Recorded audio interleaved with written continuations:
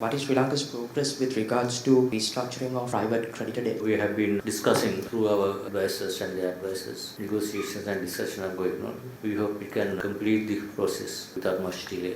So that's making good progress. In your opinion, what's the reason that the banks are very slow to reduce the interest rates? It has been coming down significantly, but still not aligned with our policy rates and normal monetary policy cycles. I think if you look at the monetary policy cycles, in a cycle of policy easing, transmission happens with a time lag. That's where we have seen some of the rates basically policy have been transmitted to the policy rates faster. This is a usual kind of transmission process, and the transmission happens, it takes a longer time, especially when it comes to market lending rates. The private sector, that's one of the reasons I think is that market lending by the banks to the private sector depends on not only the policy rate reduction but also several other factors like demand for credit by the private sector is one reason. Other one is some of the other risk factors, the pricing and their lending. And also earlier there was a claim that the repricing deposits are the one of the reasons why they are so late, but I think what we can see now, repricing of deposits has already happened, so deposit rates have been adjusted. I think they have still room.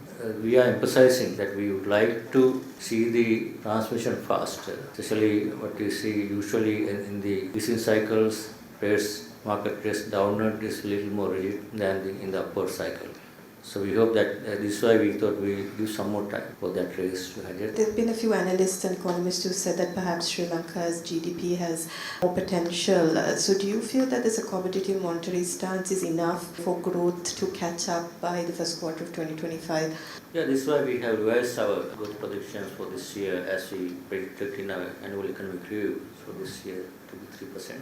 It's positive 3% for an average is higher than others kind of estimate for potential growth, but still it's not growing at 3% on annual year-on-year basis. I think within this monetary policy, this will certainly help catch up. But it is the monetary policy is not necessarily it's not the objective of monetary policy to promote growth, but is to stabilize and facilitate for the country to achieve the potential growth, whatever the levels.